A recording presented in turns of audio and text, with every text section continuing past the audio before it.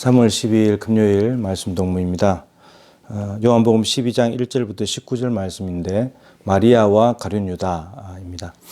나사로가 부활한 것 때문에 너무나 예수님께 감사해가지고 이 마르다와 마리아, 나사로가 잔치를 준비했습니다. 그리고 예수님의 제자들을 초청해가지고 함께 이제 음식도 만들고 이제 이런 상황이 벌어졌는데, 그러다가 잘 아시는 대로 이 사복음서에 다 나오는 이야기인데 조금 차이는 있지만 마리아가 향유를 예수님께 갖다 붓는 이야기가 나옵니다.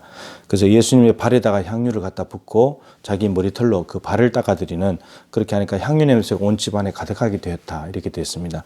이 장면을 본 가룟 유다가, 이제 다른 복음서에 보면 제자들이라고 되어 있고 어떤 사람이라고 되어 있는데 여기는 가룟 유다라고 밝혔습니다. 가룟 유다가 이 향유를 팔면 300데나리온 정도 되는데 이걸 팔아다가 가난한 사람들에게 주지 왜 이렇게 했냐, 이렇게 말합니다.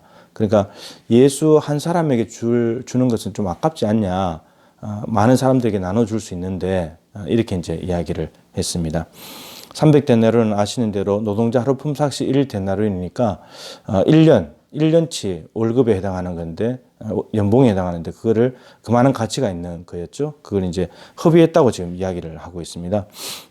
그랬더니 이 사도 요한이 이제 설명을 붙여 놓았죠. 이렇게 말하는 것은 가난한 자들을 생각함이 아니고 도둑이라, 그는 가룟 유다는 도둑이라는 겁니다. 돈괴를 맡고 있기 때문에 거기에 있는 것을 훔쳐가기 위해서 자금 유용을 하는 거죠. 그러니까 회계를 맡을 만큼 좀 힘이 있는 사람인데 돈이 들어오면 이제 그걸 가지고 자기 마음대로 써버리는 이런 일을 했다는 겁니다.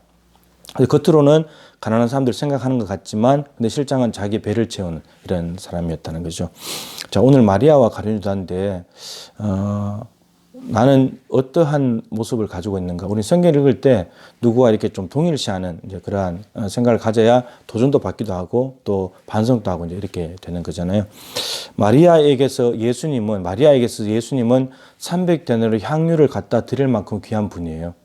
그러니까 내가 예수님께 무엇을 드리냐에 따라서 예수님이 나에게 어떤 존재인지가 나와요.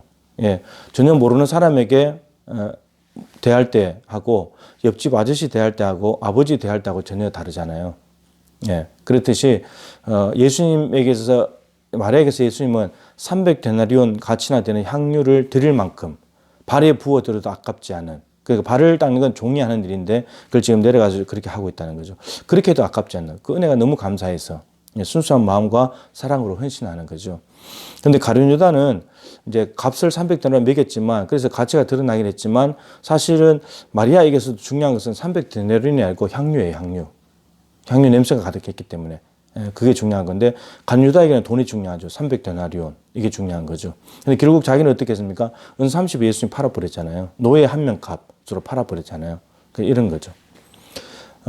그리고 마리아는 오직 예수님께 다 드렸는데, 근데 이 가룟 유다는 많은 가난한 사람들, 한 명에게 주는 것보다는 많은 사람들에게 주는 게 낫지 않냐, 이제 이런 거죠.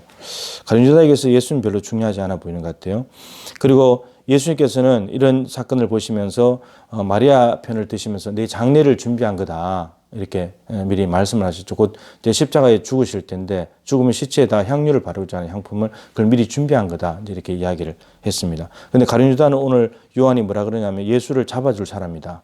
그러니까 예수님의 죽음을 준비하는, 아마 마리아가 감지했을 가능성이 많이 있습니다. 왜냐하면 유대인들이 박해인데 또 오셨기 때문에.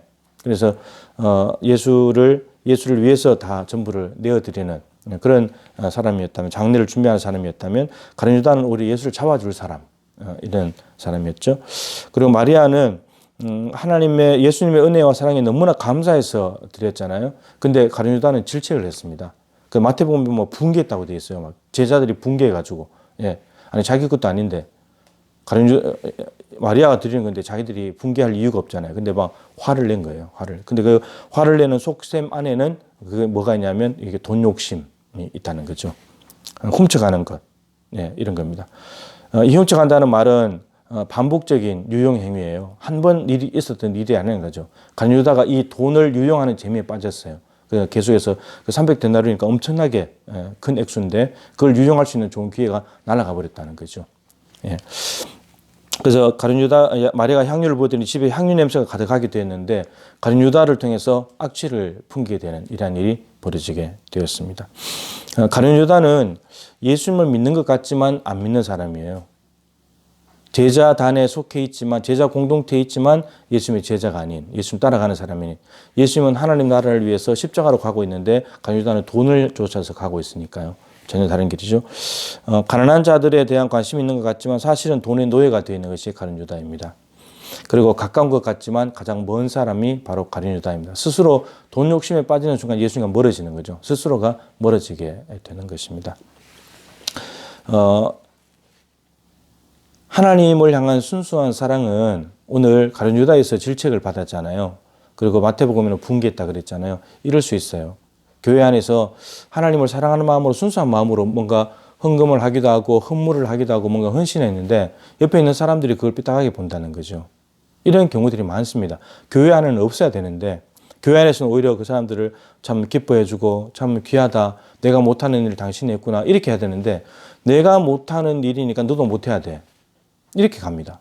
그리고 남이 못한 일을 자기가 하면 그 자랑스러워, 자기 자랑하고, 이게 우리의 모습이라는 거죠. 미갈이 다윗이 언약궤가 들어온 것 때문에 너무 기뻐서 춤을 추다가 바지가 내려갔는데 그걸 없인 여겼잖아요. 임금이 채통도 안 지킨다고. 다윗은 순수한 마음으로 하나님을 찬양하면서 그렇게 된 거잖아요. 그래서 미갈이 그날 이후로 자식이 없었어요. 그러니까 가룟 유다도 예수님 팔아버리고 결국 자살하고 멸망의 길로 갔잖아요. 그러니까 순수한 동기와 마음을 가지고 하나님을 향한 사랑은 하나님이 받으세요.